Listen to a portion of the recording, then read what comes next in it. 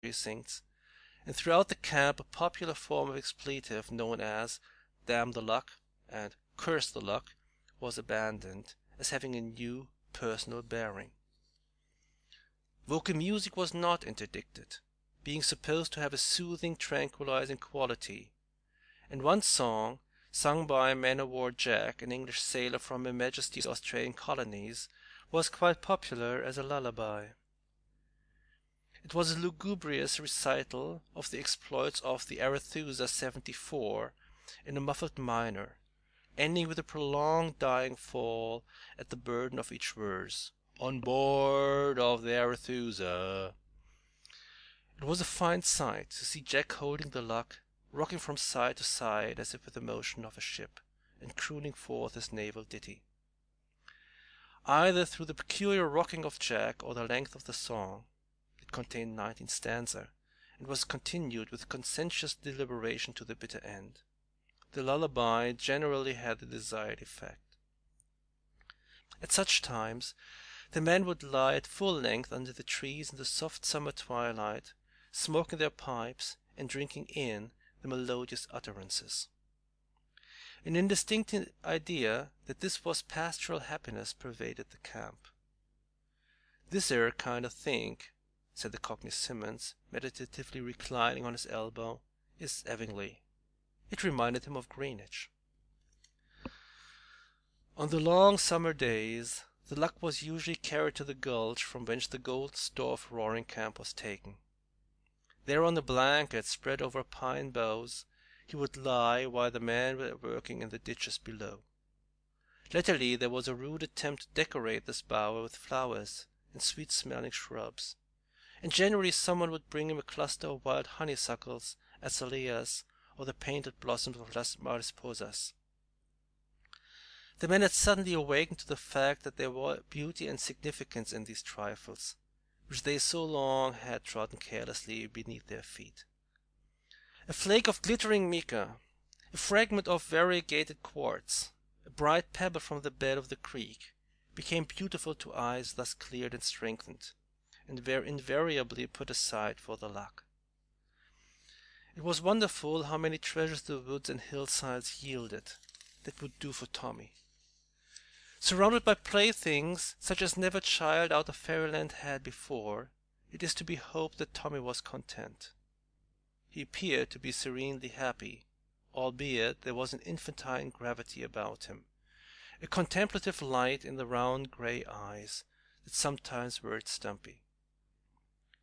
He was always tractable and quiet, and it is recorded that once, having crept beyond his corral, a hedge of tessellated pine boughs which surrounded his bed, he dropped over the bank on his head in the soft earth, and remained with his mottled legs in the air in that position for at least 5 minutes with unflinching gravity.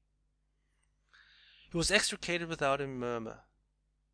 I hesitate to record the many other instances of his sagacity, which rest, unfortunately, upon the statements of prejudiced friends. Some of them were not without tinge of superstition. "I crept up the bank just now," said Kentuck one day, in a breathless state of excitement, "and darn my skin if he was a-talking to a jaybird as was sitting on his lap. There they were just as free and sociable as anything you please, a-jawing at each other just like two cherry-bums." Howbeit, whether creeping over the pine boughs or lying lazily on his back blinking at the leaves above him, to him the birds sang, the squirrels chattered, and the flowers bloomed.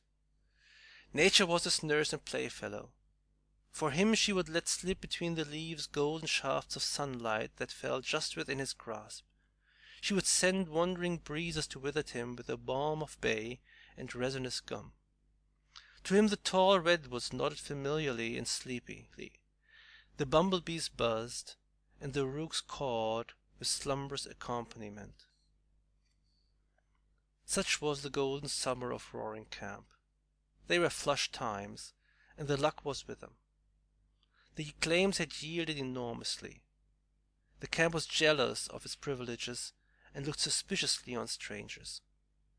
No encouragement was given to immigration, and to make the seclusion more perfect, the land on either side of the mountain wall that surrounded the camp they duly preempted. This, and a reputation for singular proficiency with a revolver, kept the reserve of Roaring Camp inviolate.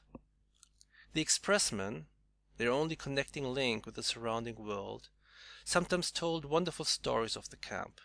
He would say, "They've a street up there in Roaring that would lay over any street in Red Dog. They've got vines and flowers round their houses, and they wash themselves twice a day. But they were mighty rough on strangers, and they worship an Injun baby."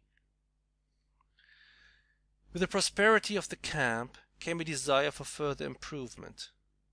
It was proposed to build a hotel in the following spring, and to invite 1 or 2 decent families to reside there for the sake of the luck, who might perhaps profit by female companionship.